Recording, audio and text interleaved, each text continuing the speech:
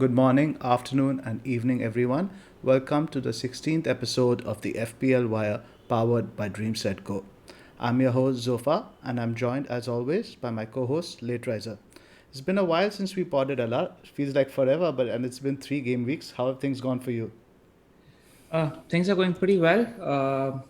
Before we talk about FPL, Manchester United are cementing their position to secure European football. I think the top six looks likely for us because a title challenge is something we can't do considering we have a PE teacher as a coach and all of that. All our opposition fans want Ole to extend his contract. So I don't think a title challenge is going to happen, but top six looks good. From an FPL point of view, things are all right. I was sitting at around 2.3 odd million the last time we podded. And then my last four transfers in were Stones, Diaz, Kane, and Son. It was frustrating to, lose the game for both of them in game week 16, but it's what happens. It's the world we're playing in. It was frustrating to lose that clean sheet right at the end. It's what happens. But most of the other boys have been doing their job, steadily climbing, sitting at 1.8 million right now. How about you? So, but first, before I get into my score, I wanted to ask everyone to, as they've been doing, to like and subscribe. We are at 9.1k subscribers. Thanks for getting us closer to 10k. And if you haven't already, please subscribe and smash that like button. So as for my game week, it was a bit of a roller coaster. So 2 3 game weeks ago, I sat just outside 100k at 105k. Then I was badly hit by the postponements. I had only 29 points the game week after, but I managed to claw most of that back. I'm at 130k now. At a good position now to at least field some decent players in 18 and 19 and keep the chips intact. Makes you wonder though, right? Because given the position we were and we were betting big on City and Spurs, makes you wonder where we'd been if those games hadn't been postponed. I think Yep, we got the SAR end of that draw. absolutely. Bakar, what about you? Which end of the stick are you on? Yeah, I've had a few good game weeks myself. This week I ended up on 70 points. So it was my fifth consecutive green arrow. So thankfully things have been going really well for me of late.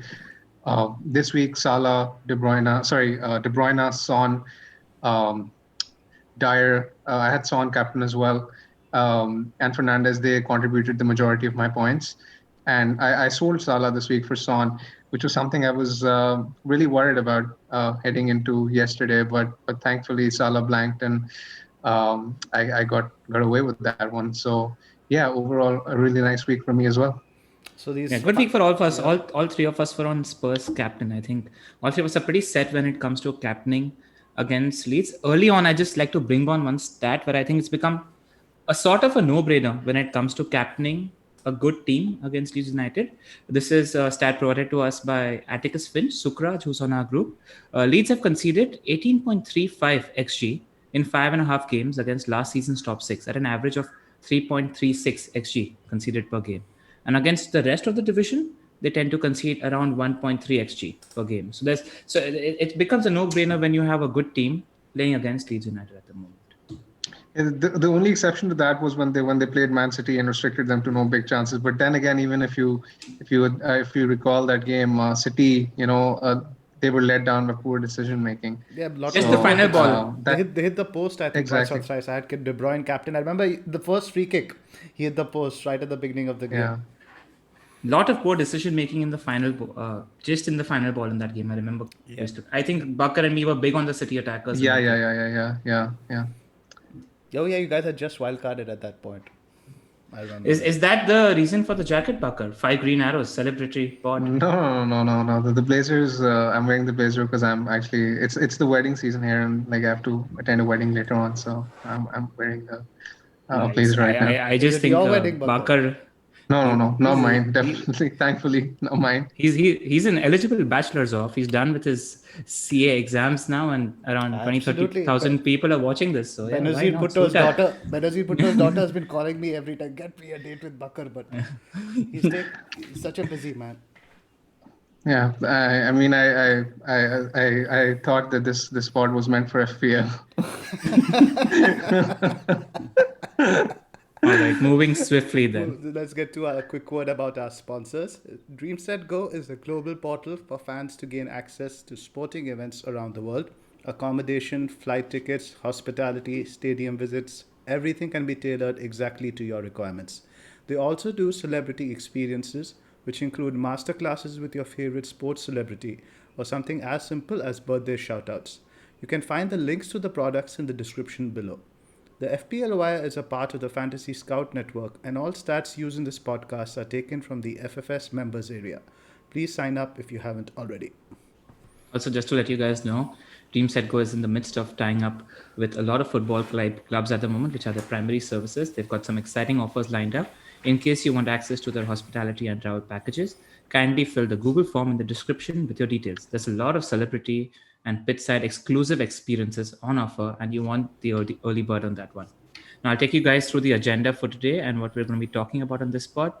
First up, we're going to be talking about free hit picks. A lot of you guys are on free hits.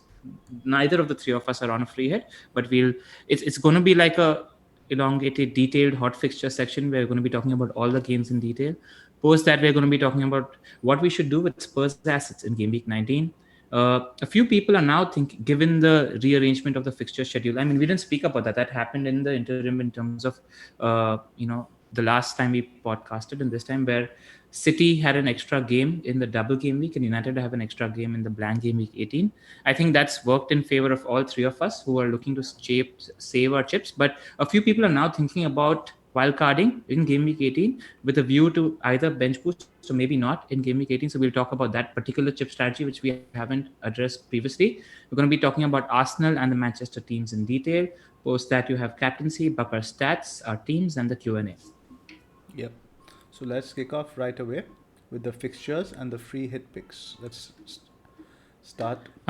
How do you want to do this, Zophar? Do this fixture wise, or you want to go to? Let's just go quickly fixture wise, and then maybe we can summarize it with the top 3 picks or top 5 picks per position in the end. All right.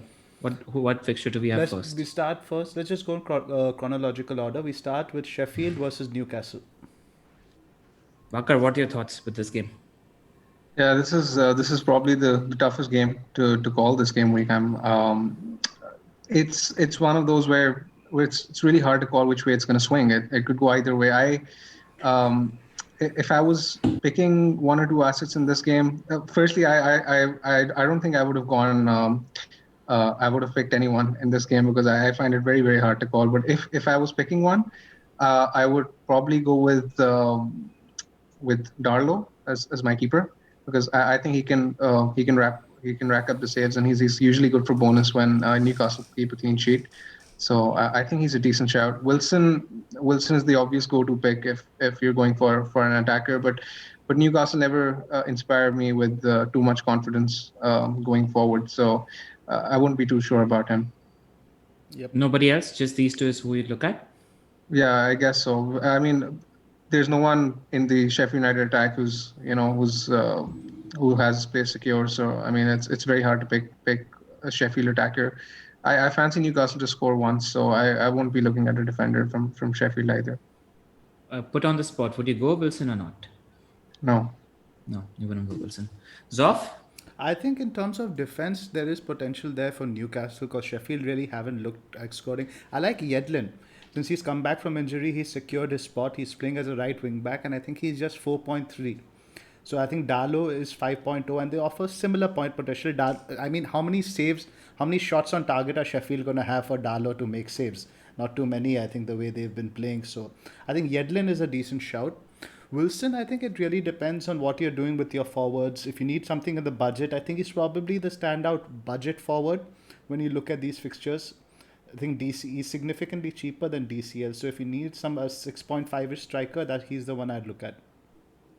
But would you go for him? I mean, let's say you're managing budgets and all of that. Would you throw in? It depends, right? Against what the rest of your team is like and what your team structure is like. I haven't really made a draft full on, but I don't think he's a bad pick per se. All right. Yeah, because I think we're going to see a different Newcastle in this game. I mean, the last 3 games, Newcastle played City, Liverpool, and Leicester. So their only plan was to sit back and park, even though they don't know how to park.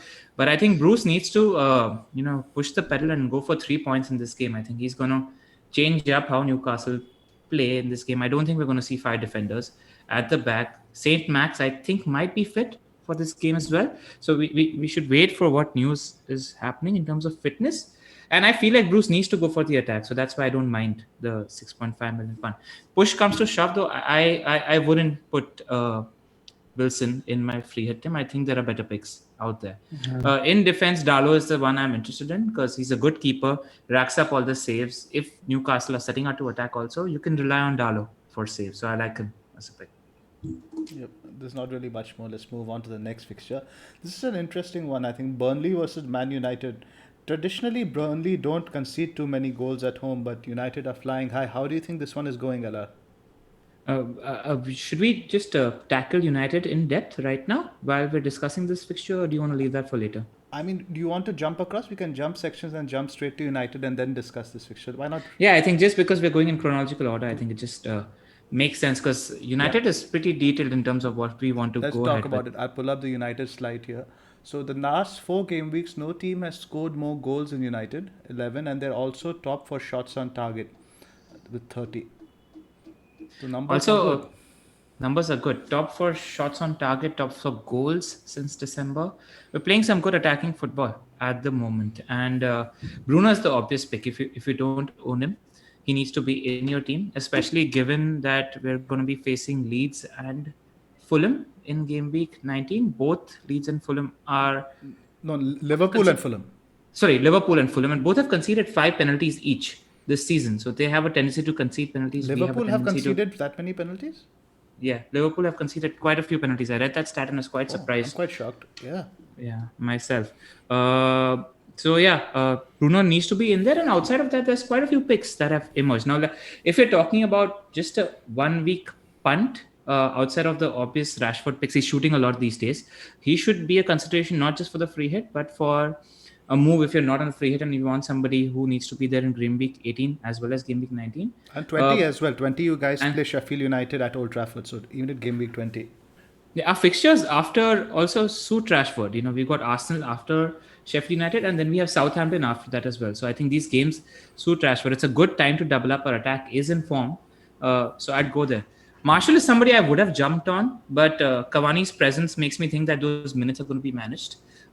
Especially because I would have thought that otherwise it would have been, now that Rashford is playing on the right, it would have been Rashford on the right, Marshall on the left, Cavani center, Bruno 10. But Pogba put in a stellar performance against Villa on that left-hand side. So I'm not sure that he's going to constantly have a first 11 in place. That's why I'm not really sure how nailed Cavani or Marshall are. That's why Rashford and Bruno are your go-to bets. In defense, Maguire and Wan-Bissaka are the obvious picks. Either are good picks. I still prefer Maguire to Wan-Bissaka. And for the free hit, I genuinely like Luke Shaw as a pick. Just a 1 week pick. I expect Telles to play the Watford game. I expect Shaw to start against City. I think he's a little ahead of Telles in the pecking order. But that is a position that Solskjaer likes to rotate. And Shaw has been creating a lot of chances. In the last 4 games, he's top for chances created amongst all defenders. So I really, really like him as a 1 week free hit pick. He's on some set pieces and corners as well. And he's in good nick. He's playing good football. I like him as a 1 week punt. So Bruno, Rashford, and Shaw are my top 3 for the free hit. Very good outside punt is Cavani for the free hit, because if Marshall's playing the other 2 games, he'll need to be rested for the Burnley game. And I don't mind Cavani as a punt for that Burnley game as well. Just a lot of caution about Maguire. If you're not on a free hit, if you're investing on Maguire for the longer term, for 19 as well, he's on 4 yellow cards. So he could be suspended for one of the 19 fixtures. You just have to watch out for that if you're looking to buy Maguire longer term. But I do agree with you on most of the other picks. Before I get into Man United, Bakar, what do you think? Yeah, I largely agree with what Lateriser has said. I'd like to point out some points on Man United as well, now that we're speaking about them. So over the past 4 game weeks, they've been they're top for chances created, XG, and big chances of all teams in the league. And not only that, I mean, usually one criticism of United is that they tend to get a lot of penalties. But when you look at the XG non-penalty, even United they're in the top 3 for XG non-penalty as well. So they seem to be doing pretty well from open play in general. which makes me wonder that doubling up on the attack could be a really good idea, particularly for those on who are on free hit. I mean, I don't have to explain much about Bruno. Rashford um, has the best numbers after Bruno of all Manchester United assets, and he's like the most secure for game time as well. So he'd be my pick over Martial, who's likely to share minutes with Cavani. Burnley historically tend to struggle against the bigger sides, so I think United are going to score at least 3 goals in that one, and I think doubling up could be a great idea. As far as the defense is concerned, I noted the stats regarding Shaw that Lateriser pointed out, and I might consider that on a free hit. But like obviously he's a risk long term with Tellez around. But I do think Burnley will score this week because United's defense is wildly inconsistent, and Burnley at home aren't the worst attack. So if I was picking two on a free hit, I would probably go with Bruno and Rashford. Just one thing about Rashford as well, for those of you who are not on a free hit, Rashford's next 3 games are away games. Now, Rashford's home data versus away data this season has been staggeringly different. In the home games, he has an XG of 1.21, and in the away games, he has an XG of 4.44. Now, that's pretty drastic. That's something you need to consider as well. And he's actually played around 150 fewer minutes at home. So, keeping this in mind and keeping the away fixtures which he's playing in the next 3 games, that kind of builds a greater case for Rashford as well. And that makes sense as well, because at home teams do tend to sit deeper against us. And when we're going to their ground, there will be slightly more impetus, and Rashford is our outlet. Rashford is the outlet. He's the only one making the runs behind the defense, and Bruno and Pogba are going to constantly find him. So I like Rashford, especially because the next 3 games are away as well. That's a good point, but I would just like to maybe challenge that point in the way. See, Burnley and Fulham, I think it might sort of be like home games for you guys, because again they're going to sit deep and they're going to try to counter you guys. So I agree with your assessment that he is a better away option, but these are not the typical away fixtures in the sense of Burnley are going to sit with 10 men behind the ball. Fulham are probably going to do the same thing. So you might not see a repeat of that. So I like Rashford as a pick, but now the trick over here is it's going to pretty much... Now let's just go back to the fixtures and see. Now what's going to happen is Rashford is going to be competing with some of the other guys, right? Like let's say your KDB is nailed on in your team. Bruno is nailed on in your team. Son is pretty much nailed on. So the fourth spot really is where it comes down to maybe versus a Rashford or a Sterling. So while Rashford is a good pick, I think you has to look at him in comparison and context to other picks. So let's discuss that further. Are you looking at it from a free hit perspective, or are you looking at it from a long-term perspective? I say both. Why not? Let's in both ways, like even on a free hit and even on a longer, let's say even if you're looking at 19, 20, it's always a trade-off, right? Because Rashford isn't a cheap. He's still at the 9.5, which keeps him just in the premium attacker category. I don't think Son is a clear third choice better pick over Rashford at the moment. I think it's on debatable. A free hit. For 18, I sort of like Son's fixture better than Rashford's. It's fair enough, but I think it's debatable. I think it's debatable. It is absolutely. I totally agree. It's debatable. Yeah. So, but another point I'd like to make here is that Rashford has scored in his previous 2 appearances at Turf Moor, so he likes playing there. Yep. So nobody from Burnley, I guess, on the free hit, right? You're not, or even like let's say for 19. No. If you were home, I'd be worried because I remember that we've tend to have the worst games at home against Burnley the last 2 or 3 seasons, where the keeper turns into prime Manuel Neuer. Because I remember the keepers made some 10 saves in all 3 of the last home games that we've had, and we lost against Burnley at home twice or thrice in a row now. So just something that 2-0, I think 2-0 it was very recently, and before that there was a 2-2 game as well. I remember Heaton Halls. Yeah. The one thing though is, if any of you all still have some sort of a misconception or something that's stuck in your head that United still struggle to break down teams who sit deep, that isn't the case, because when we are playing against teams who sit deep, Pogba plays as well as Bruno, and that's enough creative impetus to break down those teams. We've got enough in our ammunition now, in my opinion. Cool. Let's move on quickly to Wolves versus Everton. The Wolves defense has been all over the place of late. You had some stats for that, right? Yeah, they have now conceded in each of their last 10 Premier League games as well. And statistically speaking, they're in the wrong side of the table for shots in the box conceded, big chances conceded as well. So I actually fancy Everton attacker, especially if James is fit. I think there's a decent enough rest period, and Richarlison's already playing for Everton. So I think the Wolves defense is there for the taking. One thing you need to monitor is whether I think they've been struggling primarily because Boli and Endoka haven't been fit. Boli is, as we know, a really good centre back, proven centre back in the last 2 years in the league, and Endoka is very good in shielding that defense. The Neves and Moutinho midfield doesn't quite work in shielding that defense, and if these two are fit, then I'd reconsider having DCL or a Charlison in there. But if they aren't, I'd put an Everton attacker ahead of Wilson in that free hit draft. It also depends on the system they play, right? For example, away to Old Trafford, I think they were pretty solid in a back three. So it also depends on which system he goes for, which is a complete guess. I never thought Nuno would tinker as much as he has this season.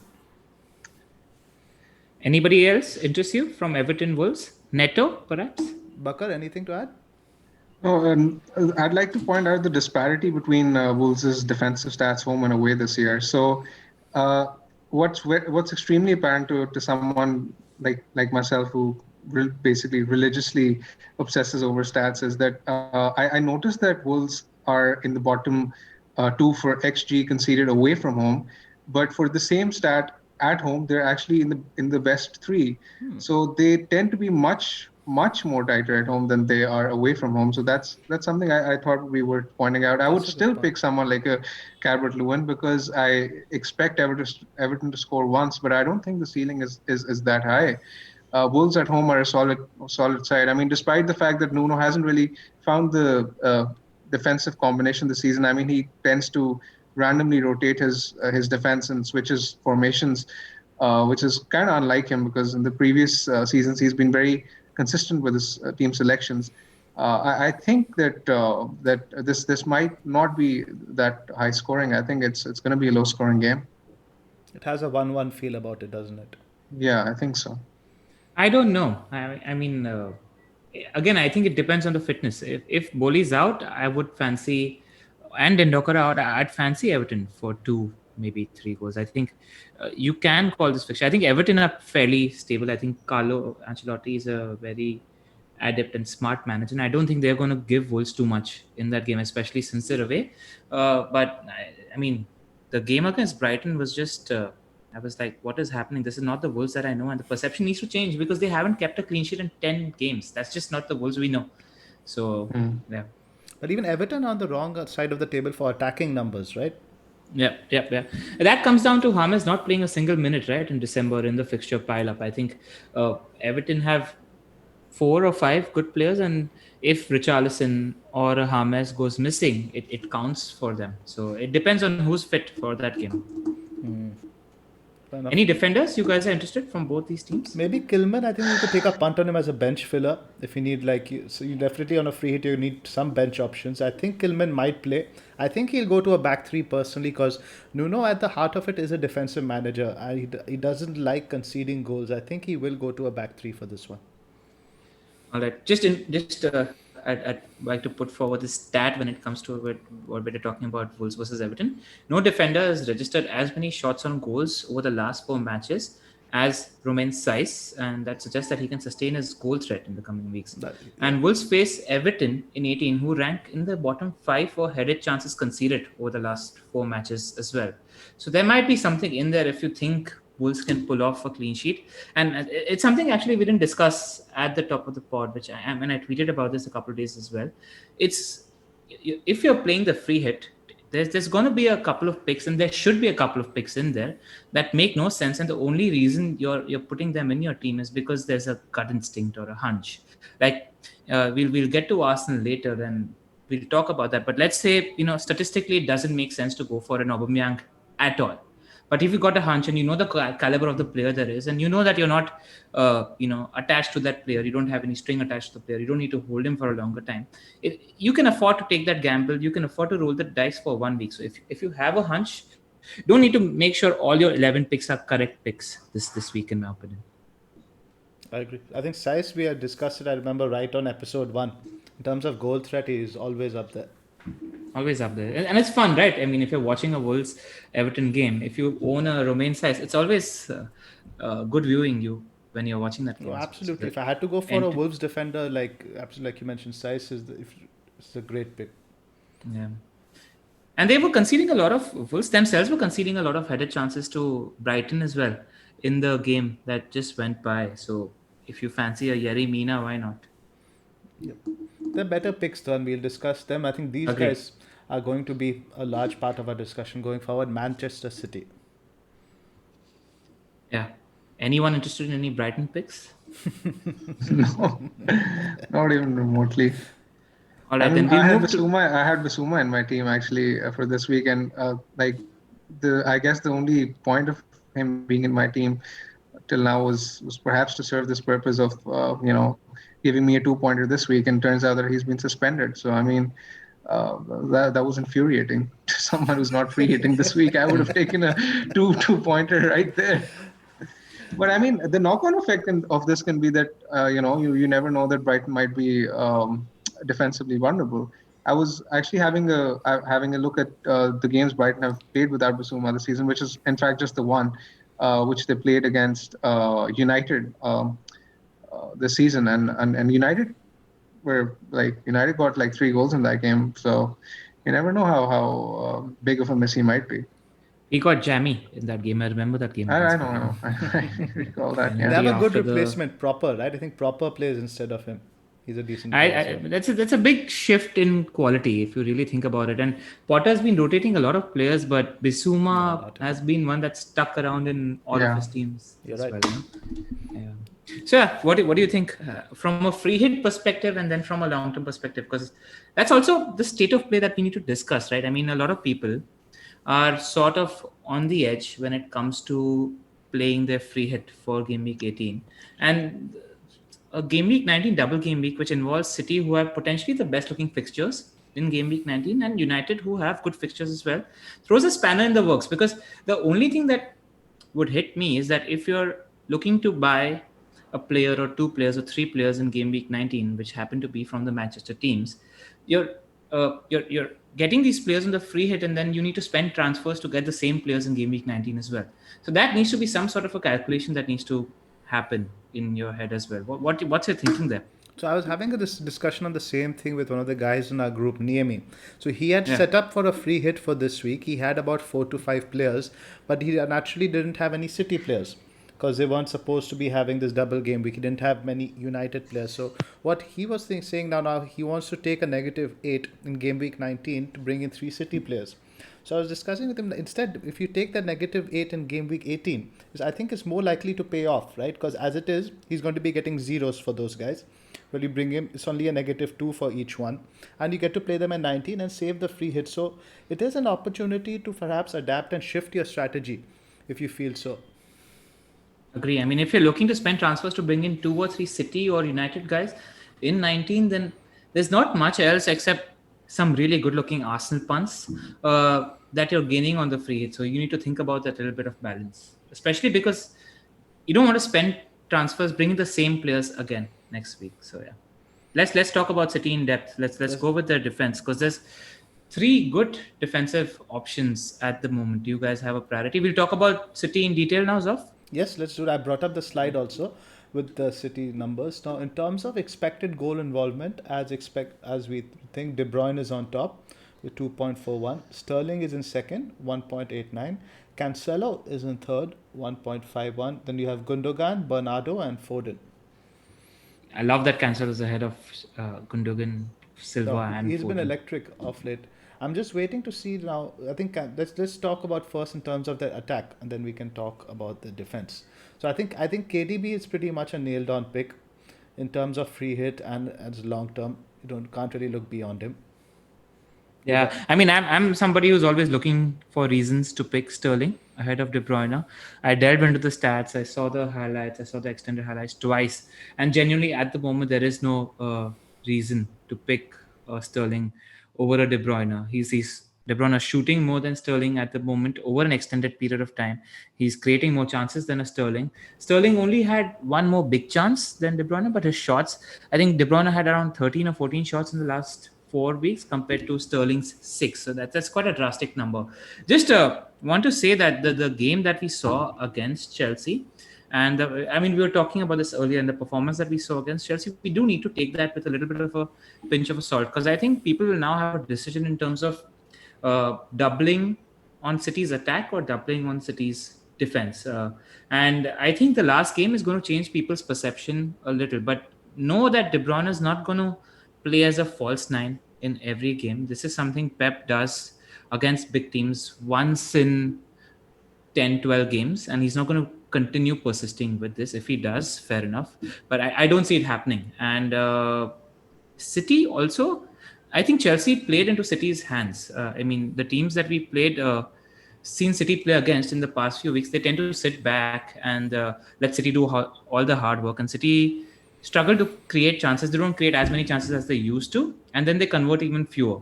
What Chelsea did is they thought they'd try to press City, they try to outplay City, and that played into City's hands and give them a few counter-attacking opportunities and a lot more space. I remember that Foden goal as well. At the time when De Bruyne had the cross to give it to Foden, there were only two central defenders in Chelsea's box. So you do take this game with a pinch of salt, in my opinion, when it comes to assessing City's attack. Because we've known for a while, we've known for the past 6-8 weeks that City's defense is the best defense in the league. Now, do we want to compromise on a couple of defender spots and spend an attacker spot instead? You could, because the fixtures are there, but we don't know for sure that City is the best attack in the league, and I'd take that Chelsea performance with a pinch of salt. Okay. So I think there are two ways to look at it now. In terms of, let's compare the defense and attack now. Listen, in terms of a free hit, I think it makes more sense to go with just Cancelo in the defense, because I think the upside with the Diaz and Stones isn't that high. If on a free hit, I would like to gamble on with Sterling and De Bruyne, because I think Sterling has a very good record against Brighton as well. I can remember him always scoring. I think in the restart he had gotten a hat trick. So I think it's a fixture that he likes in particular, and I do feel City are clicking now.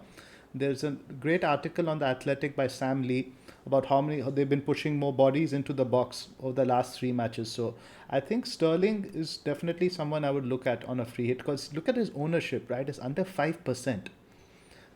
Definitely, I think he's possibly the most explosive differential for this week. Agree. If on a free hit, I'd put Sterling ahead of a defender, because you got to take that chance. But Zoph, just let me ask you this question, because I know you're looking at Sterling as more of a long-term pick as well. Walker's coming back into the team. I was spending some time on the City forums in the past half an hour.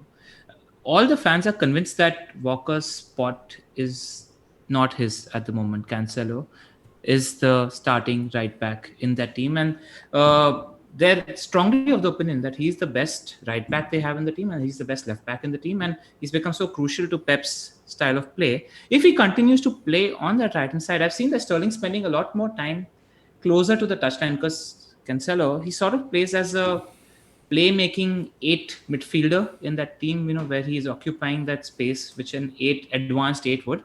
So are you worried about Sterling spending too much time on the touchline? So I noticed this now when I think it was the last game they played, where I think Cancelo played in the number 10 role. The Sterling was actually on the receiving end of his passes. If you remember, he played a few threaded through balls. It was Sterling who received them on the box on the right hand side. So while it is more true for Mahrez, I didn't notice this so much with Sterling, because Sterling naturally is more of an inside forward. Sterling is not a guy who naturally has a lot of crosses in his game. He's somebody who's more of a shooting winger rather than a creative winger. So I'm not so worried in that sense. In terms of that, now let's talk about Cancelo. Cancelo is an interesting one. Now Walker, we don't know when he's coming back from COVID, right? Certain players they can recover within 10 days. Certain players they take 2 months, as we have seen in the case of Lascelles and Saint Maximin. Now supposedly now we see Walker back in training this week. I think Cancelo probably would start the first league game, because they have the FA Cup game 2 days before. But if you look at the City's fixture list, they have games every 3 days after that until mid-February. So there is definitely going to be some rotation with Cancelo, right? And the thing is, now I don't think he's going to play Cancelo on the left in the easy home games. He probably won't play Cancelo on the left against Brighton, against West Brom, against Palace.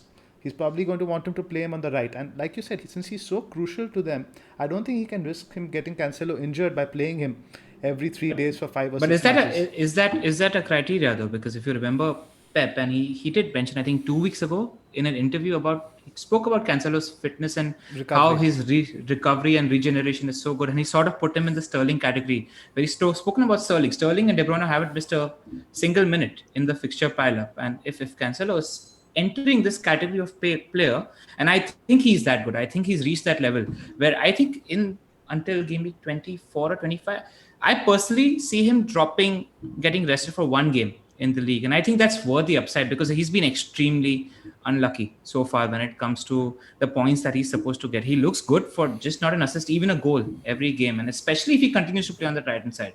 Like in my head, I'm even considering spending a transfer. I currently own Diaz and Cancelo.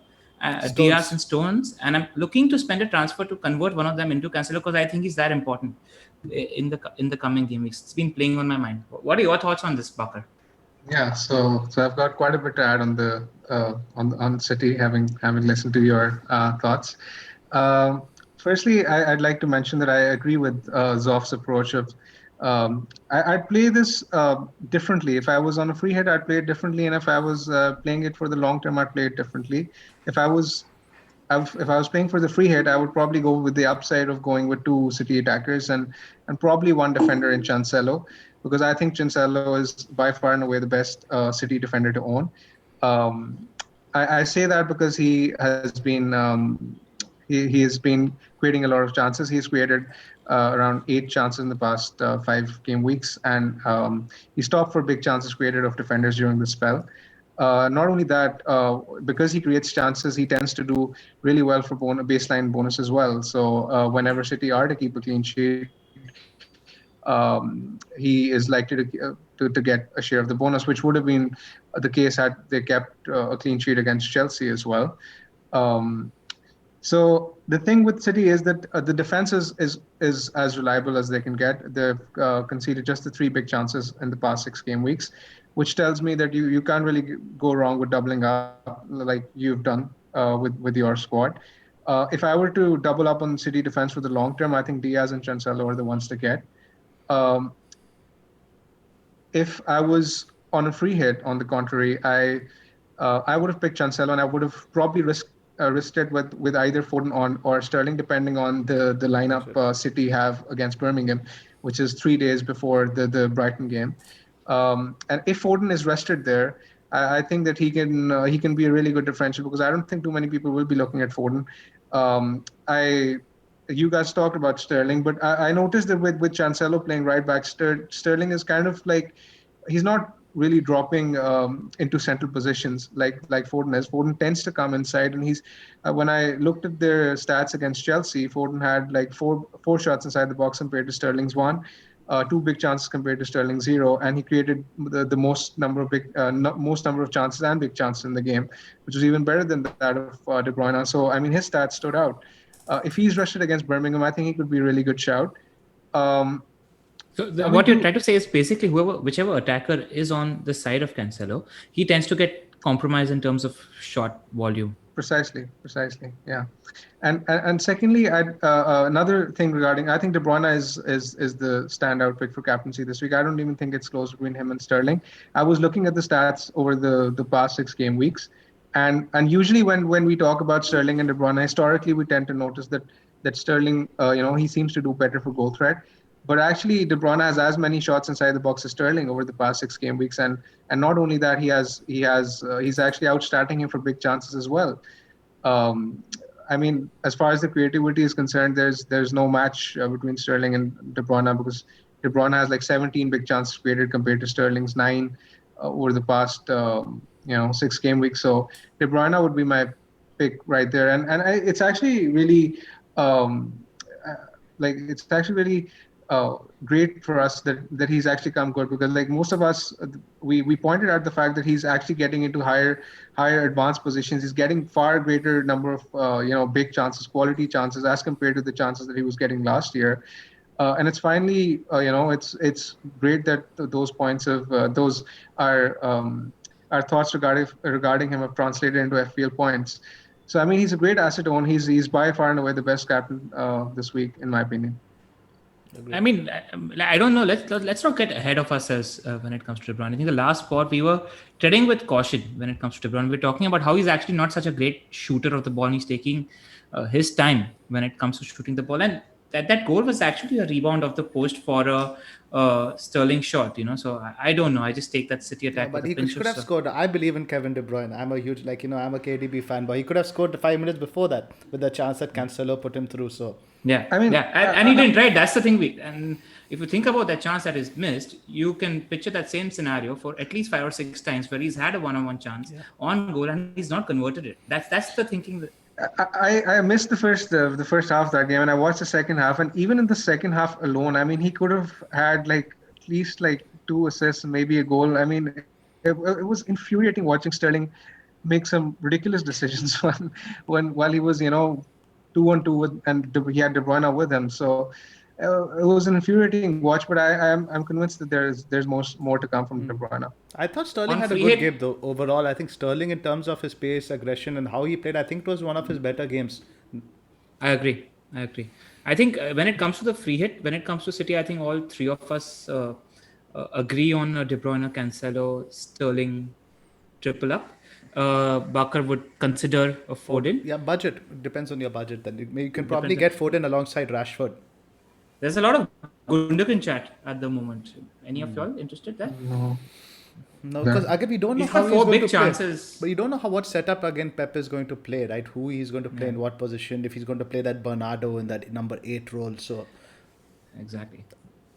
I think 2 weeks more of information are actually quite crucial for City because Pep has had a good performance after a while against Chelsea, where I thought Bernardo had a really good game in that right midfield position. So I don't know what Pep is going to do in the future. That's his unpredictability. I think It's difficult to anticipate Wednesday might what tell us he's a going little to bit do. also what he does against United in the cup. Yeah, because it will be difficult for him to leave out Bernardo after the performance that he had in that right midfield position.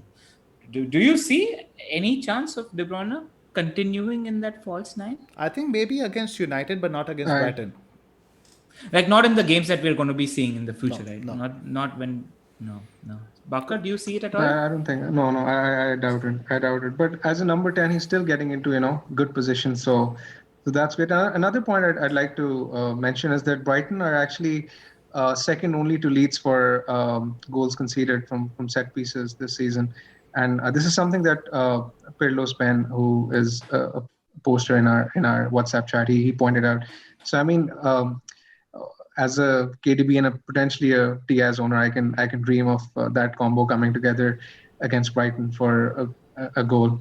So that would be awesome. Yeah, he's going through a terrible time right now. He's got COVID. Wishing you a very speedy recovery, PP. Oh, PP, I didn't know that. Yep, we should hope PP gets well soon. So Gundogan, no. And if we were looking at City long term, because we're buying them, because City had the best fixtures from 20 to 23 as well. So which three? De Bruyne, and then which two? De Bruyne, I think Diaz. In terms of game time, I would say De Bruyne and Diaz are probably the most secure. Then I would say you would put Stones in another category, and then you would get to Cancelo. All right. Yeah, I'm thinking different now. I think if you're punting long term, I think Cancelo's worth it. It's De Bruyne and Cancelo as the top I'm two. talking about pure game time, not in terms of the pick. As the pick though, Zoph? As a pick, I think Cancelo is worth it if you can get in a good sub alongside to cover him. There's definitely more upside because Cancelo can make it up. I think it'll even out though. The Diaz will probably get more games. Cancelo probably gets the attacking threat makes up for the game time.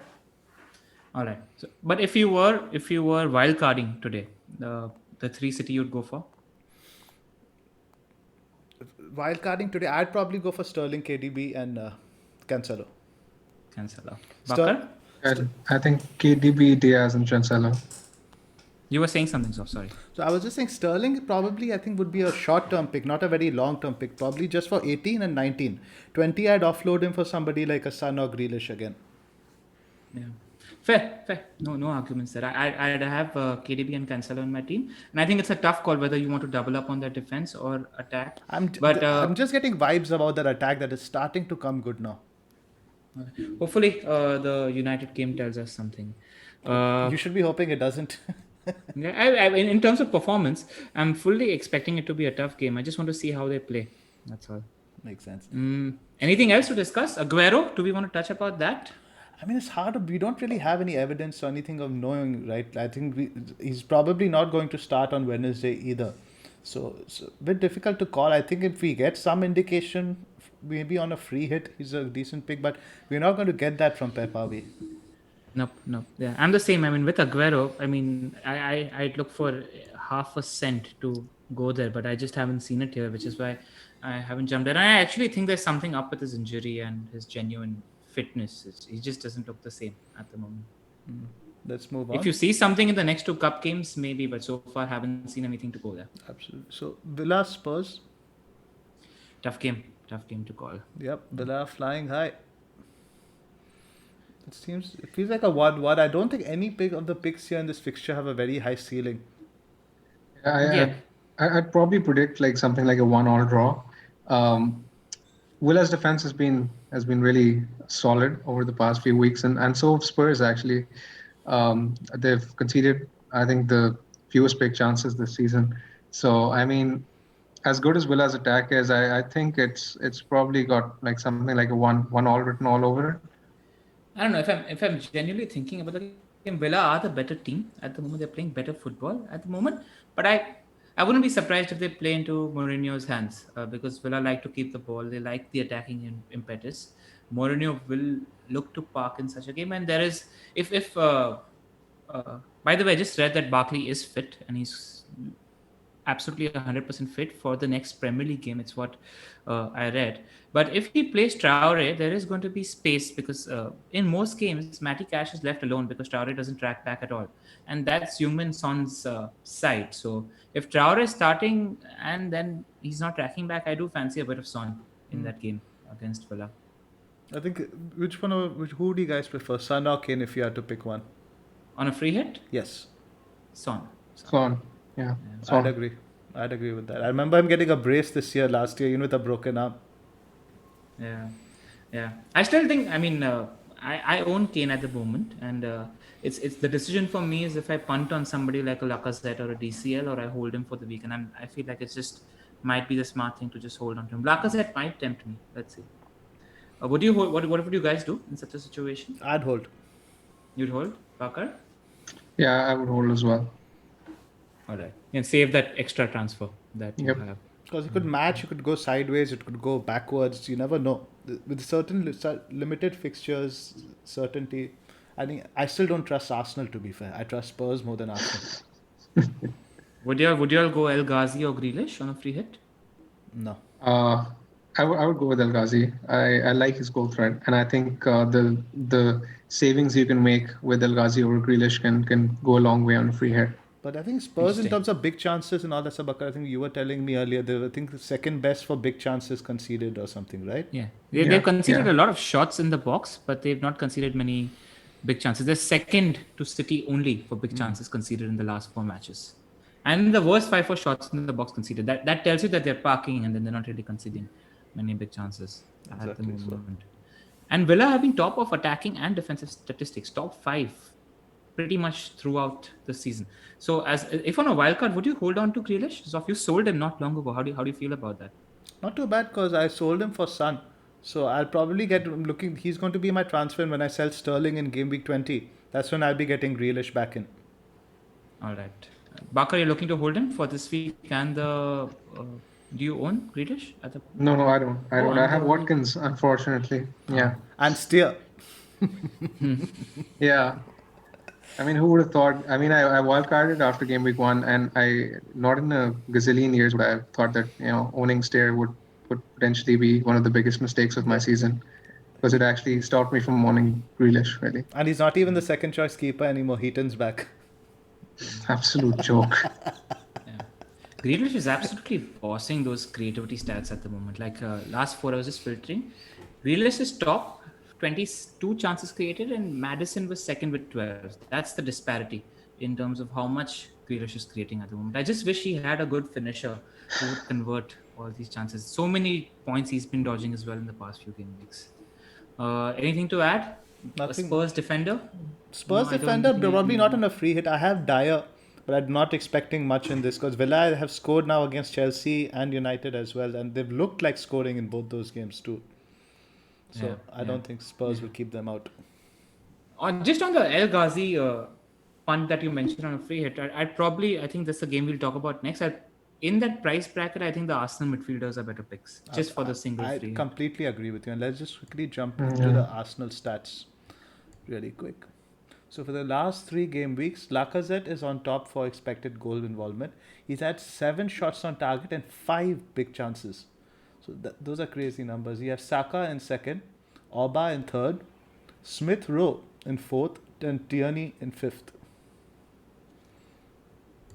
Good numbers. Arsenal, good numbers. 7 chances created for Tierney in the last 3 game weeks. Yeah, I owned him in a draft league. Absolute monster haul last week. Enjoyed it a lot. Bakar, the youngsters. What's your thinking? The Arsenal are actually top. We wouldn't have thought about this when we were podcasting last time around, but they're top of the league for shots in the box in the last 4 game weeks. You can thank Top Chelsea of the for that. league. Wow. I have more on Arsenal in my stats, but I'll cut it short here. I mean, Arsenal, they've surprised me, and honestly, they've caught me by surprise over the past few game weeks. I did not see such numbers coming, but now they present a wonderful opportunity for FPL managers, particularly those who are on free hit, because they offer great differentials with low ownership, and they have a great fixture against Palace coming up. And we see that Palace of late they don't really seem to have there's something wrong with Palace. I mean, they don't seem to have that solidity anymore. Particularly in the past few game weeks, we noticed that they conceded quite a few goals. So I think They this is addressed a big good fixture problem for that lack of solidity. Mitchell's playing now, and PB is on the bench. Anyway, go on. So I think it's a good fixture for those FPL managers on free hit to actually invest in the likes of Saka. I ran a comparison between Saka and Smith Rowe, which I will share later. But Saka comes off much better in that comparison, and he's playing advanced as well. Lacazette stats have already been mentioned by Zoph. So I mean, those two are the ones I'd look at. I'm still a bit unsure about the Arsenal defense. I think Palace should be good enough to make a goal on the break, but I mean, holding is a safe investment because if budget's an issue, then holding is a decent investment. Otherwise, Tierney, we saw what he did against West Brom, so I mean, he's the other one who I'd look at. Oba? Too expensive. No, not expensive. for 12. No. 1 week, guys. Definitely too expensive. No. I'd have punted. I'd have punted. I mean, Laka is possibly a higher, more explosive punt than Oba, right? Yeah, I know, but it's just a hunch thing. He is much better finisher than. And the only thing with Oba is he's not in form right now. It takes 1 game to click. Yep. If I wasn't a free hit, I'd forego the Son idea. I'd forego the Rash idea. Palace is, like Bakar mentioned, he's there for the taking. Saka and Oba's stats are exactly the same. So on paper, doing the right thing, doing the smart thing, it makes absolutely no sense to go for an Oba over Saka. But we do know that he's one of the best finishers in the league, who's on a bad run of form. It's the time to take that gamble, in my opinion. You're not attached to it. Just we know the quality of a finisher that Aubameyang is. I mean, are we always going to play safe? I don't think it's a stupid punt. I think go for it. It's not a stupid punt at all. It's definitely got potentially. The numbers aren't that bad. He's had 5 shots in the box also, 2 big chances. Yeah. But I just feel that they're better for that value. They're better options. Precisely. I mean, his numbers of late have improved, but I mean, for his price, don't give me value as an argument for 1 week. No, because it's a trade-off still. You can't get Sterling, let's say, if you get Oba, right? And I would rather have Sterling. And you can still get Lacazette and Sterling. I mean, someone like a Rashford over Oba still gives you 2.5 million worth of savings. So, I mean, those can go a long way. Long way in 1 week? No, there's enough variance and randomness that happens in 1 week.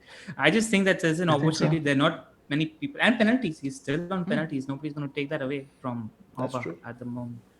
Just think, because he's not been in and around the box. It's not like he's not in the box for all the crosses that Tierney's putting it in. It just hasn't fallen to his feet as yet. So I just like him. And he plays on Joel. Just because of the...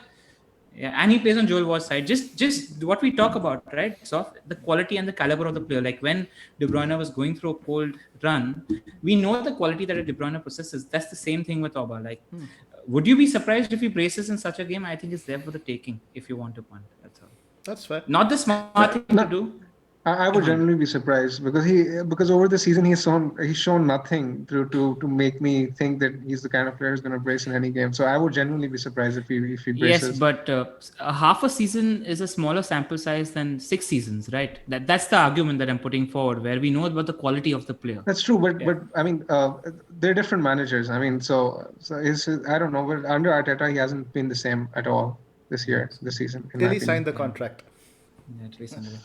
It also I mean, I don't like the fact that he's also one of the reasons why Martinelli is not nailed on as a starter in this team, because I don't think Smith Rowe has absolutely been really good in that number 10 position that he's playing in, because he's sort of the glue guys, playing those 1-2s with the front three. Saka's he's the best attacker in that Arsenal team at the moment on that right hand side, so his position is nailed. And then the striker position and the left forward position, I think Arteta will play around with, so that's the dilemma. I wish Martin, because I really rate Martin as a player. I spoke about it last time as well, but don't see him starting at the moment.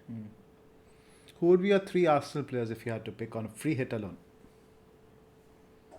Tierney, Saka, Oba. Bakar? Tierney, Saka, Lacazette. That's why I'd probably agree with that. And I think I like Smith Rowe if you need a good sub. If you want to get 2 and get like somebody for the bench, I think 4.4 you can't really go wrong with Smith Rowe there. If Burke is declared unfit, I might just do a vanity transfer and change my 5th defender to Smith Rowe. Fifth who midfielder. I can get a game, 5th midfielder who I can get a game out of this week. He's also in and around the box, but he just doesn't strike to you as a goal scorer. He's just one of those Eriksen mold players who's going to be a little deeper, thinking. But he's in the box whenever they are crossing from either side. That's just something I've noticed. Cool. So now that we've covered all these fixtures, now I want you guys just discuss. We spoke about Tierney. I mean, we did mention the number of chances he's created, but if you have anything to add, please go ahead. Holding is a pick if you're looking for a budget pick. I mean, Arsenal is a defense that consider doubling on if you're looking for budget picks, in that cheaper price bracket. Like if you're looking to spend a 4.5 on a Newcastle defender, would you rather spend that on an Arsenal defender like Holding? There's a strategy question, actually. It's a good thing we brought it up. Now, should managers look to diversify or managers look to double down in a free hit? I would be all for that. I like, we know where we stand when it comes to eggs and baskets, and the only reason why our thinking would change this season is because of COVID season. Nothing else changes that thinking in my opinion. I agree. Completely agree with that. Because I think it's a bit dodgy, because I do think Arsenal will concede. But now let's say if you had given me the choice of, let's say, an attack, maybe you want to throw in a Newcastle defender in there versus 2 Arsenal defenders. I don't think it's very clear cut this week. So it's time to summarize. Out of your 4 defensive spots, who would you spend them on if on a free hit? Let me just go back to the fixtures. I mean, let's just leave the goalkeepers. I think the goalkeepers, we can just leave it by themselves. Let's just discuss the defenses. Let's talk about, I think my top 3 in terms of defense would be Cancelo, Tierney, and Saiss.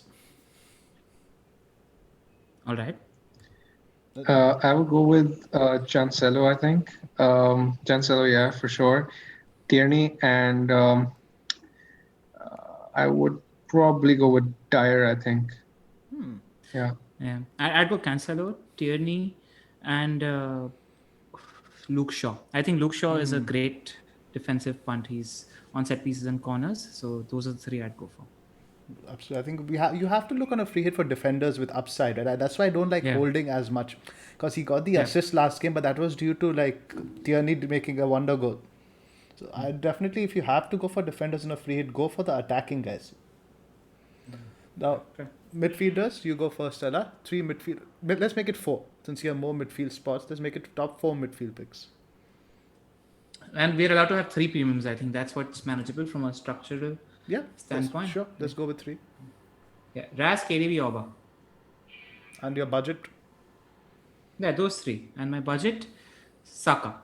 Double up on the Arsenal attack. He offers good value at that 5 million price. I agree. Bakar? Yeah. For me, De Bruyne, Rashford, Fernandez, Son, One Alright. budget. One budget pick. Saka. Saka. That's fair. All right.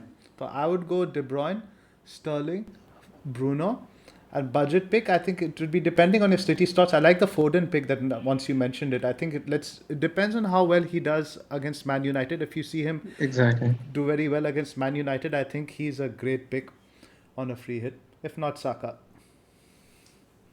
Forwards, forwards. Let's see. I'd go with DCL and Cavani. Cavani. Okay, so this is probably tough. I'd probably go with the 3-5-2 to begin with, but like if I was picking two forwards, I would probably go with Lacazette and Calvert-Lewin. Nice. I like that. Yeah. I do like the Laka pick. Zoff? I would say probably Lacazette and not Kane, not thing. Who did you guys mention? DCL? I'm not that big on DCL. Everton's numbers haven't been that great. Not Marshall, not Wilson. Maybe Kane? Actually, I Only actually think it's a Watkins. good exercise. If you guys are up for it, we're podding again on Saturday. Let's create a free hit team each, and let's see what happens. I think we're feeling foam anyway. Just a little bit of an internal game. Yeah, We can post that on Twitter and Sure. all of that. sure. Let's do Sure. that.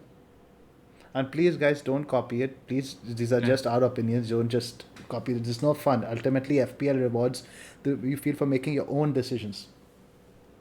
Yeah. You know they're copying it. There are 3 people to copy, so it's probably they'll find their own personality. I know. As I know. Just putting it out there. So Ultimately, it's more fun that way, anyways. When you know the gut picks they come off, and it's more fun anyway. absolutely, that's my That's the point. fun in It's way more satisfying, right? Precisely. So just wanted to Yeah, plug. see you on my free hit team. I wanted to plug Lego Mane's Matrix again. He's updated it now with the revised fixtures, with the gaps between the fixtures. Please do give it a download. All right, just something worth mentioning. There is the gap between the games for both the Manchester teams, where they have it tough. The fixtures schedule is fairly chilled out for everybody else, but City play the game against Brighton on a Wednesday, then they play Palace on a Sunday, and then they play Villa on a Wednesday. So there's going to be some rotation there. So you're looking for, especially in that double game week, you're looking for some nail players. Yep. And that the similar is the case for United, who also play on a Sunday and a Wednesday. That said, people like Bruno, Rashford, and Maguire and Wan-Bissaka are rotation proof, in my opinion. Yeah. So what I think let's just quickly touch upon going back to the fixture. I think captains. I think we're all pretty much from the discussion sounds like fixed on De Bruyne, right? Yeah.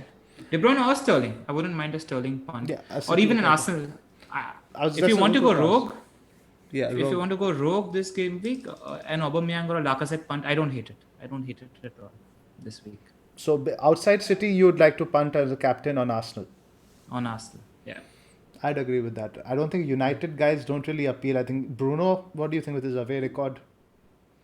Safe, but come on, this is the week to have fun. Fair.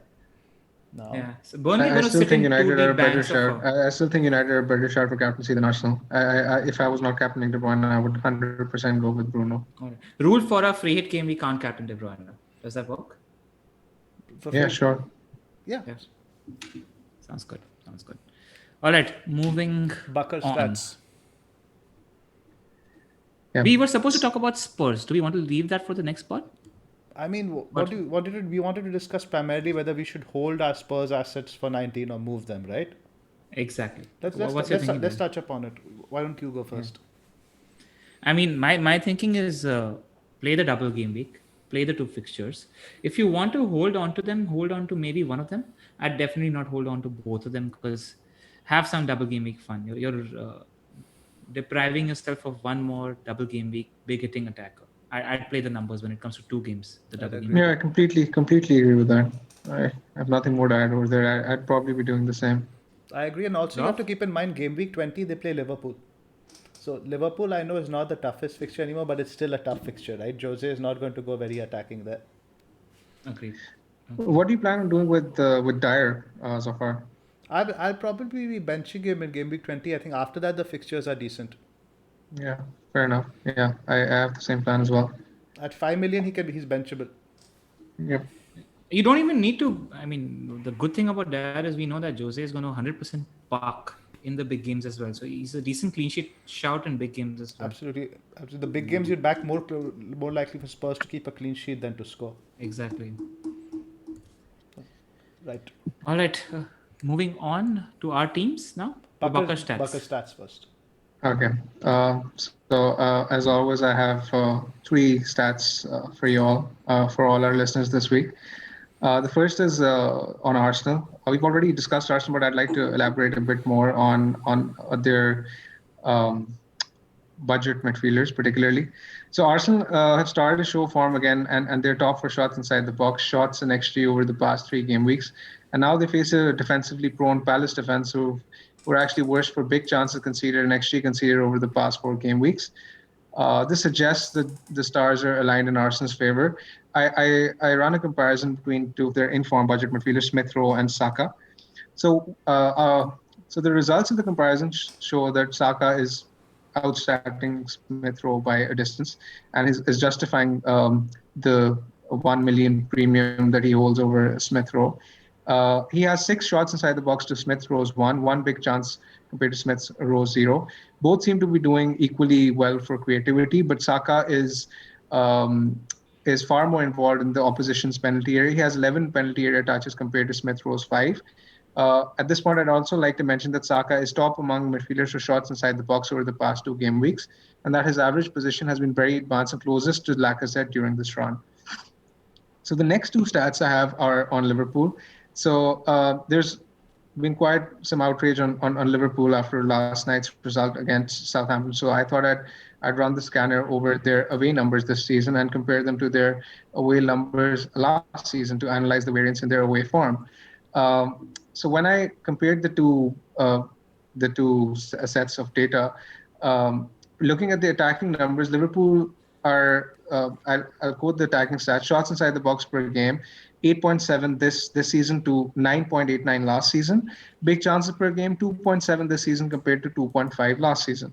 So interestingly, that tells me that attacking wise, Liverpool have dropped off a bit in terms of shots inside the box this season, but have been able to create chances of slightly better quality.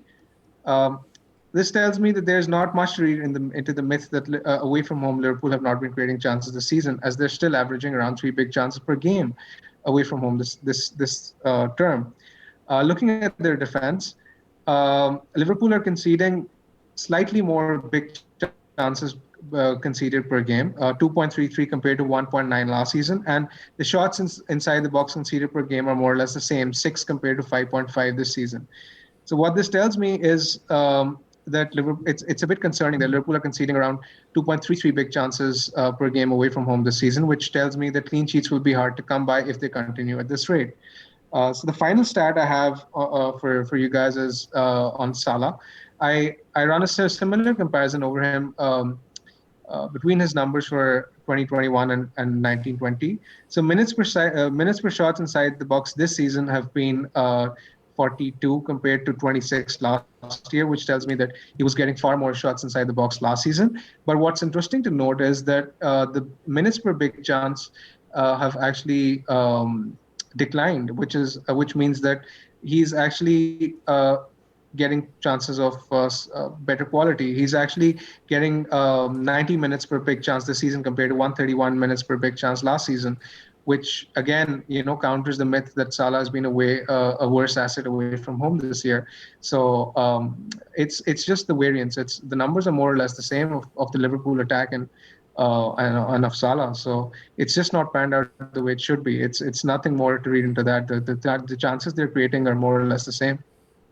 I was just looking at Salah's numbers. Actually, I tweeted about it 4 days ago, where his shot volume, if you didn't not I didn't do the filtering between the home and away, his shot volume and big chance volume has just dropped down by about 15 to 20% this season, but he maintained to continue as an as effective asset because his conversion rate, which was 14% last year, went up to 25%. So what happened in the last 2 or 3 weeks, I just think is a little bit of a variance to the mean.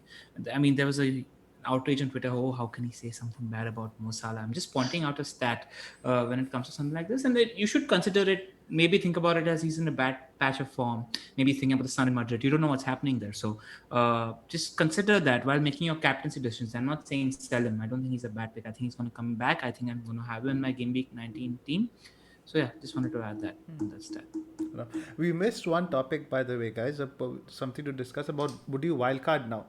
There's been certain people asking that, like, whether you consider using the wildcard now. Let's just touch upon that really quick. What do you think about that? Bakar? So then again, this is really team specific, and most of the people who want to wildcard now are doing so with the view of bench boosting in Game Week 19.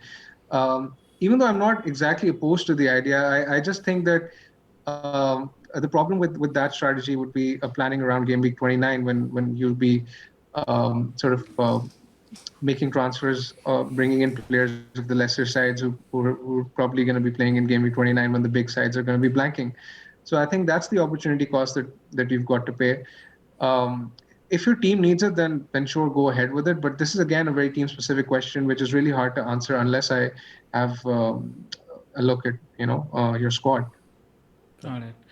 Yeah, I think it's a fair strategy. I think what's made people think about this is United and City and their fixtures in 18, 19 and post 19 as well. So that gives you a good base of a team where you're going for at least five players from these Manchester teams, where you're spending a huge chunk of your budget there.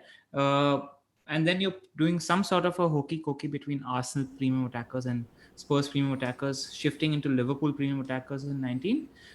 Bench boosting or not is totally your call. I'd be averse to bench boosting right now because I just don't feel confident given the COVID climate at the moment. I'd want to use my bench boost in a more secure environment. It's just something that's in my head at the moment. So I even if I'm looking to wildcard right now, I wouldn't bench boost in 19. If I was looking to bench boost in 19 with a wildcard right now, I'd look at starting with 5 or 6 players from Manchester, building a bench from West Ham and Leeds players for Game Week 19, and then picking the 4 or 5 people in your 18 team as fillers.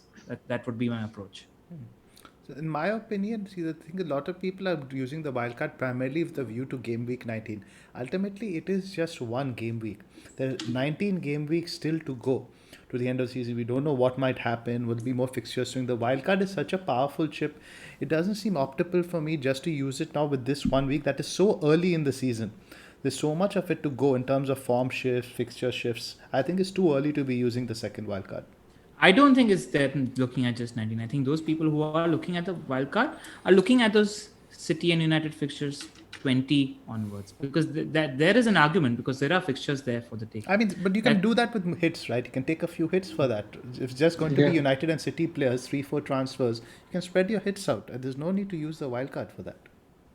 Fair enough. I mean, like Bakar said, there needs to be enough of a reason to do something like Precisely. that. Just because you want to get more City players, want to get more United players specifically for 19, which seems to be the noise on Twitter, to be honest. I don't think that's an optimal strategy.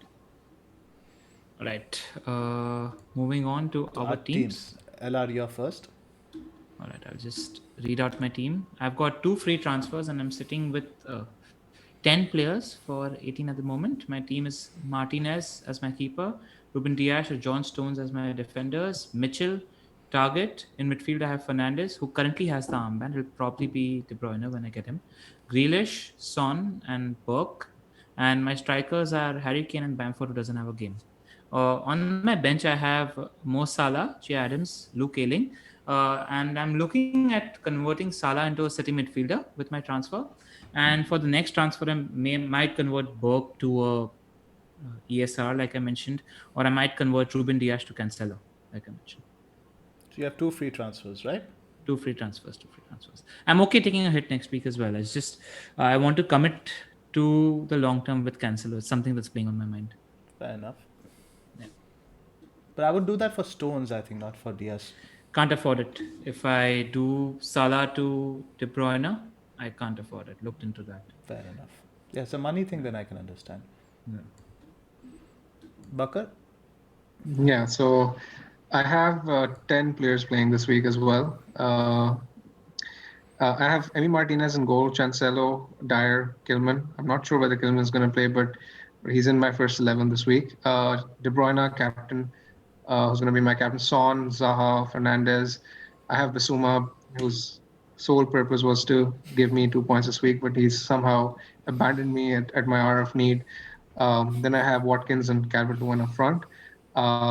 In terms of my transfers, I have two free transfers in hand, and I I might I might upgrade Kilman to Diaz, or maybe even Bissouma to Foden if I feel like it. But I'll probably go with Bissouma to someone like Saka, or Smith Rowe. Bro, yeah. So how much cash do you Yeah, have? 2.8. Yes, significant amount of cash. Yeah, I'm just looking at your team. I would probably do the Bissouma to Smith Rowe move because, again, if you go for like another expensive defender, I think you might have too much in defense then. You yeah, have Cancelo, Dyer, Robertson, and Diaz, which is a bit like overkill, I would say. yeah. I've seen that. I've noticed that. And then if I spend, if I upgrade Bissouma to someone like Osaka, I mean, I might run the risk of overspending in attack. So, Yeah, that's why I like uh, Smith Rowe because it's just 4.4, right? yeah, It maintains your team yeah, structure. precisely. Yeah, and I can probably chance it with Kilman and roll the other free transfer, and that would help me get Salah back with the two free transfers next week. Who are you Precisely. targeting in 19, Bakar? Salah for sure. Salah is going to come in for Son, and Zaha is going to go for Rafinha or Suchek, one of those. Suchek. Some Oh damn! I didn't. I wish this pod would have ended without us bringing his name, but I knew it would just come up. But fair play to Zoff. I think he's one of the few who's using Suchek as a seventh attacker. And I remember having a chat with him. He's like, no, he's good enough to be my seventh attacker. He's not been on Zoff's bench ever. Yeah, fair play to him. He was convinced about him when he was actually not even getting the points. I remember chatting to Zoff like 7-8 game weeks ago, and he was really sort of set on Suchek. So I mean, fair play to him. Well played. Bakar, just when you're making your moves, consider if you're looking to upgrade TCL to a Vardy or Ings in 19. So make sure you're managing your budget in Yeah, accordance. that's doable. That's doable as well. Yeah. Or I actually like Antonio, and I'll touch upon that now when I discuss my team. Yeah. So Go on, Zoff. I've got Martinez in goal, Diaz, Maguire, Dyer, and Kilman in defense. Fernandez, De Bruyne, Son, Salah, Keenan Davis, and Calvert-Lewin. So it's really 8 players plus Davis and Kilman. So the plan is. How can you do that to Davis, Zoff? What about Davis? Davis is starting, bro. Yeah, I mean, you can't say 8 players plus Davis and Kilman. You say 9 players plus Kilman. That's true. Davis was so close to scoring against United. You remember that last minute block? Yeah, of course I do. I'm hoping he comes on a bit earlier against Spurs this time. Can do some damage. So I have around, I think, 2 million odd in cash left. So I probably will be doing, no, not 2 million. I think 0.8 in fact. Yeah, so I'll probably be doing Salah to Sterling this week with one transfer. I'll then doing Son to Salah the next week. I've got my eye on Antonio because he played 30 minutes against Everton, right? So they have the FA Cup game this weekend. If I see Antonio starting that, they have a whole week break between that FA Cup game and the Premier League fixture. I'd be tempted to punt on Antonio because the fixtures are Burnley and West Brom. I really like those two fixtures, and his ownership is very low right now. Sunday or Saturday late night and Wednesday for them. You think the gap is enough for him to play both games? Is it Wednesday? Because wait, they don't feature in game week 7. Are you sure it's Wednesday? Because they don't feature in the game week 18. Must be game week 19, right? On Lego Mane's double game week 19 for West Ham, he mentions a 2-day break. It's a red. So that's something I'd worry about when we're looking at Something to have a Antonio. look at. 1 second. Yeah. No, bro. It says over here now. Let's say West Ham are game week 18, blank game week 18. No, they have Stoke in the FA Cup. Then blank game week 18. They don't have a fixture now. They play Stoke on the 9th of Jan, and then they play Burnley on the 17th. The two double game week fixtures are close. But my point, but the two FA Cup, there's a whole 1 week break before the FA Cup fixture. That's my point. So he has that whole recovery. So I think he can get 70 minutes in both games. All right. Fair. Because I remember you were always skeptical of an Antonio because of a double game week and the proximity. But I like that. I think the upside is there more so than I think Che Adams. I'm not convinced on Rodrigo now as much with Pablo Hernandez nearing fitness. Adams is not someone who I feel is has a very high ceiling. Danny Ings off. But Ings now, the problem is if I go for Sterling, I can't afford Ings, and I have to go for Rashford in that position, and I fancy Sterling for these two games. Fair enough. But put that into your consideration, because I don't think Antonio versus Ings was the consideration you had in your mind when you're looking at Rash, Sterling, or an extra defender from City, just when you're weighing around your moves for the future. No, I think it's definitely. worth it, especially because he's playing Leeds. Ings is definitely on the radar, but I'm fixated on Sterling for some reason. I can feel there's a big haul coming in these next few weeks. I might just get him ahead of KDB. I'll go with your gut. All right. Q&A. Q&A.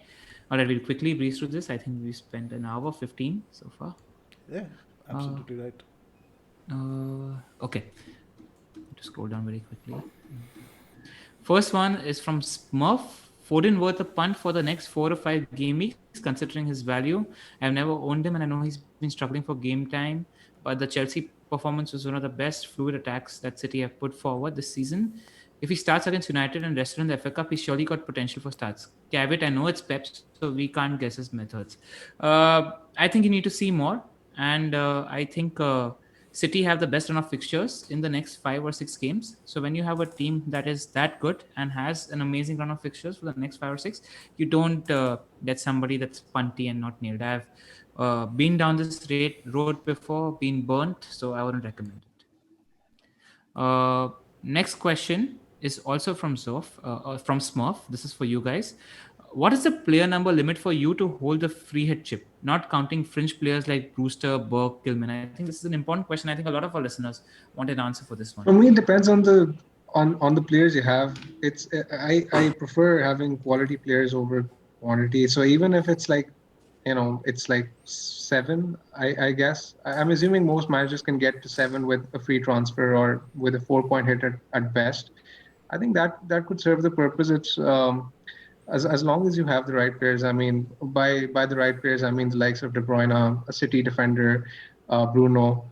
Um, I think those are the 3 must-have players heading into this game week.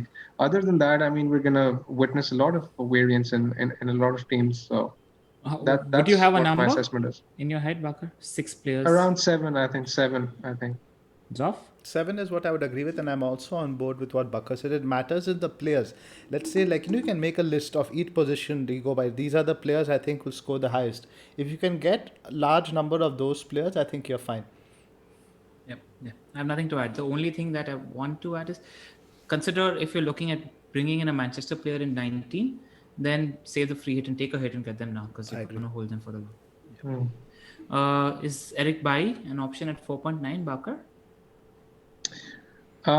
He's been playing well, so I mean, I guess he has the fixtures as well. But as I said, I don't really rate the United defense too highly, so I won't be going down that route. Besides, there's news that Lindelof is back, so knowing Bailly and his history with injuries, I don't think I'd go down that route. Agree. And Lindelof is fit, so we don't know what's happening there. I mean, we've been burned by Bailly so many times in the past. Do you remember that double game week where we all went for him over Smalling? Terrible. All right. Next question is from our friend Startkids. With United's fixtures until Feb being kind, who do you have alongside Bruno? Is he central to everything that he's enough?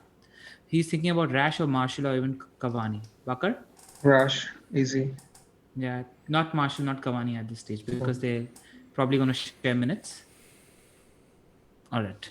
Next question is for you, Zoff. It's from Astro's Legacy. Is it worth bringing in Arsenal players for Game Week 18 and keeping them through the double Game Week 19 if you have no free hit chip? They have a good fixture in Game Week 19 too, right? I think they play Newcastle. At home. At home, but I think then the fixtures stiffen up after that. Do you have the fixture ticker? I'll just pull up Lego Mane's thing really quick. Let's just have a look at what... I haven't for it. Southampton, United, Wolves, Aston Villa. Yeah, so it's not great after that, so probably not. It seems too short term. Saints and Villa, all right, I think. I guess it depends, attack, defender, how much of your budget. Yeah. Somebody like a Saka is still right, but somebody like a Lacazette, I'm not so confident. Agreed. I think Saka you can hold through these fixtures for 5 points. Yes. All right, next question is from Chandrakant, FPL Tinker. This one's for you, Bakar. How to deal with the heartbreak of a last-minute double CS wipeout? I had Cancelo, and the whole point of me watching the second half was to actually cheer on that clean sheet, and it's infuriating. I mean, you have my sympathies. That's all I can say. There's not much more to add. Switch off your TV, put on a nice.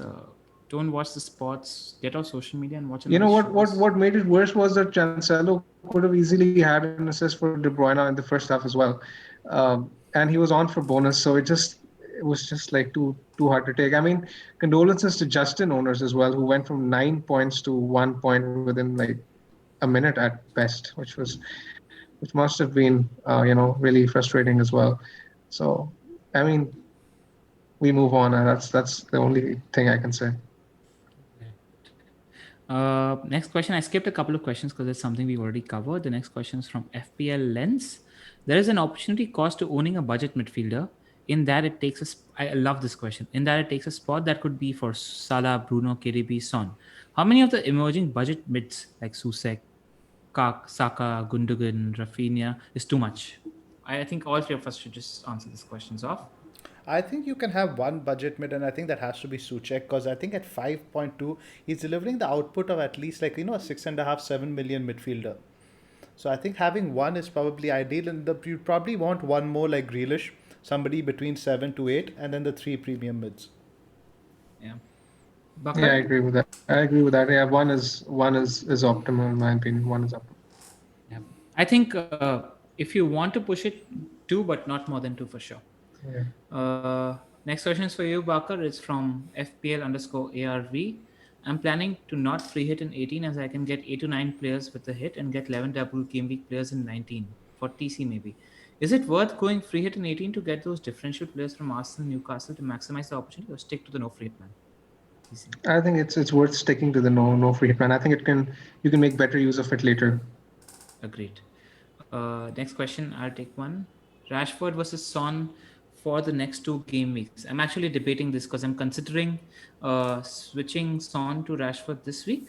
But the more I'm thinking about the game, I think there will be space for Son behind cash on that side. So I think, but if you're looking to bring in one player now for the next 2 game weeks, then I'd look at Son. The extra fixture is worth it. Like we discussed about Rashford's away stats as well.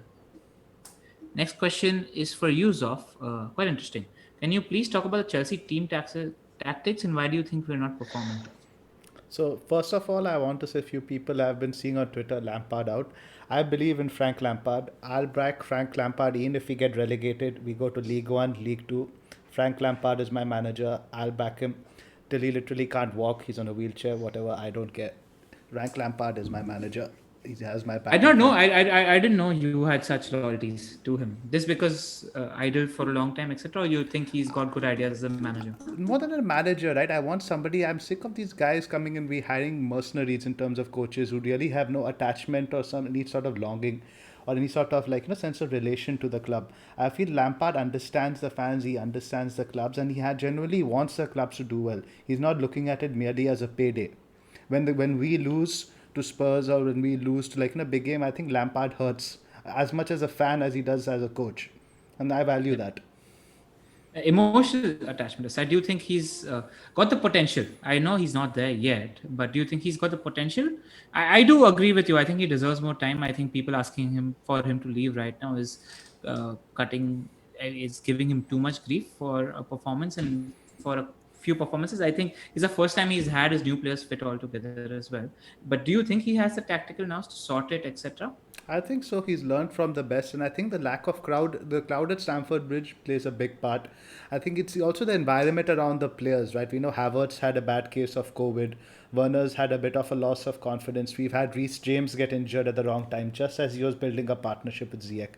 We had Ziyech get injured at the wrong time. So it's just been a bit unfortunate. And like you saw with Arsenal, right? Just needs one good result to get that confidence back, to get the mojo back. So I don't think we've been doing anything wrong in terms of tactics. Maybe sometimes we've been playing square pegs in round holes in terms of playing Werner on the left and playing Havertz so deeper. So I think we do need to get the German guys playing up and running, probably in the best role. And I think I trust Lampard to do that.